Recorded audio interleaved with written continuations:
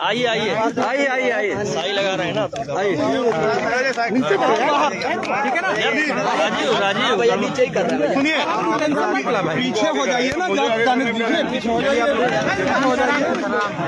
आइए आइए आइए आइए, इनको आगे कराइए, हम तो आगे जाते रहेंगे। आप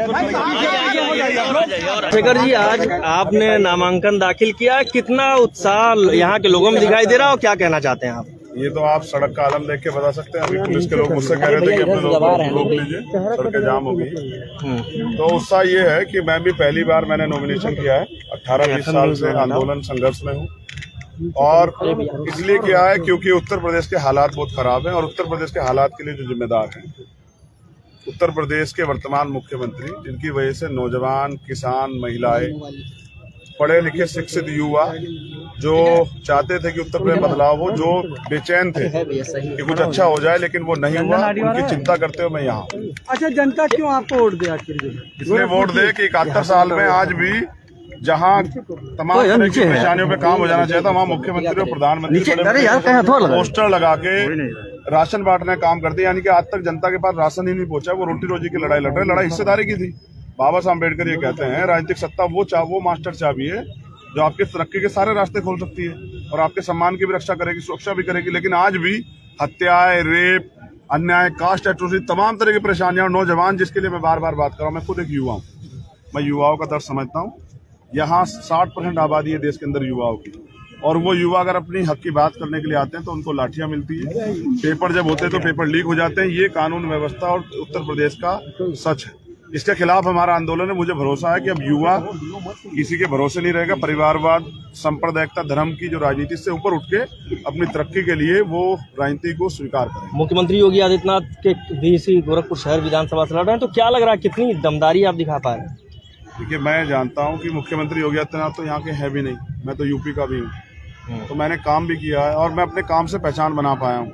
मैंने बहुत दिन पहले कहा था कि जहाँ से मुख्यमंत्री लड़ेंगे वहाँ लड़ो, क्योंकि जब आप किसी के साथ अन्याय करते हैं तो फिर आपको उसका सामना भी करना पड़ता है। मैं निर्दोष होते 16 महीने जेल में रहा और मैंने ये तय किया कि 122 लोगों पे उत्तर प्रदेश में राशुका लगी, 15 खाली गोरखपुर में, और जो यहाँ इनके खिलाफ बोला, क्या तो वो जिंदा नहीं रहा या फिर उस पर जो है उस पर झूठे मुकदमे लग के, चाहे डॉक्टर कफील खान हो या कोई और। तो ये जो अन्याय, तानाशाही, लोकतंत्र की धज्जिया, अमर्यादित भाषा और जो बांटने वाली राजनीतिक सांप्रदायिकता की बीजेपी के लोग कर रहे हैं, इसके खिलाफ अच्छे लोगों को लड़ना चाहिए। इसलिए चंद्रशेखर आजाद गोरखपुर में है और गोरखपुर की महान जनता से मैं अपील करता हूं कि इस बार वो अपने बेटे को वोट दें, क्योंकि योगी आदित्यनाथ भी जानते हैं कि मंदिर से आगे बढ़ के राजनीतिक सत्ता की व्यवस्था की जरूरत पड़ी, तभी जाके अपने मुकदमे वापस करा पाए। आज संकल्प पत्र भी उनका आया बीजेपी का, तो क्या लगता है कितना वो जनता के बीच पहुंच पाएंगे? देखिए, मैं क्या कह रहा हूँ, संकल्प पत्र किनको जारी करने पड़ रहे हैं? अगर आपने काम किया होता तो आज संकल्प पत्र जारी करने की जरूरत पड़ती? हमारा संकल्प पत्र तो भारत का संविधान है। ये संविधान जिस दिन ये सुरक्षित रहेगा और जिस दिन पूर्ण रूप से लागू होगा, तब देश में खुशहाली आएगी, प्रदेश में खुशहाली आएगी। आपने कहा था पर्चा, आपको डर लग रहा था कि पर्चा खारिज हो सकता है? आशंका, डरते तो हम मुख्यमंत्री से भी नहीं है। आशंका कि वो हमारा पर्चा खारिज ना करा दे, क्योंकि हमने अपील की थी ना कि यहाँ के जो एसएसपी है, क्या आप लोग नहीं जानते कि वो बीजेपी के वर्तमान सिटिंग एमपी के दामाद हैं? क्या मनीष गुप्ता हत्याकांड में उनका रोल आप लोगों ने नहीं देखा कि वो परिवार को डरा रहे थे? क्या हाथरस में प्रशासन का रोल आपने नहीं देखा? तो अपने चहीतों को यहाँ बिठाया गया, उनको हटाना पड़ेगा, इसलिए अपने एप्लीकेशन की थी। क्योंकि चुनाव आयोग कहता है कि फ्री इलेक्शन होना चाहिए,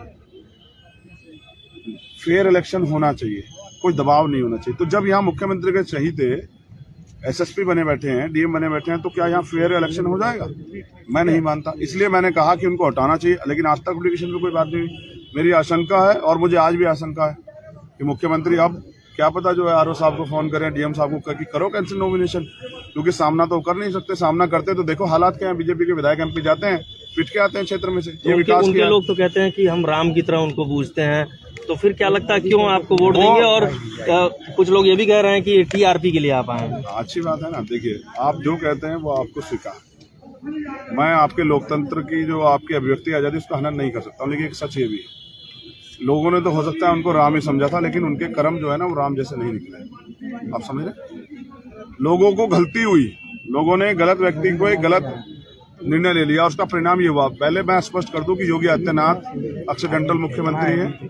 वो मुख्यमंत्री पद के दावेदार ही नहीं थे, उनके नाम पे चुनाव लड़ा गया। चुनाव केशव प्रसाद मौर्य जो पिछड़े वर्ग से आते हैं हमारे परिवार के व्यक्ति, उनके नाम पे लड़ा गया था, जबकि एक्सीडेंटल मुख्यमंत्री को बना दिया गया और उसका खामियाजा उत्तर प्रदेश की जनता ने पूरे 5 साल भुगता है। और आज जनता तैयार है। अगर बीजेपी ने विकास किया है तो ये जो सरकारी मशीनरी बेची है उस पर वोट क्यों नहीं मांगती बीजेपी?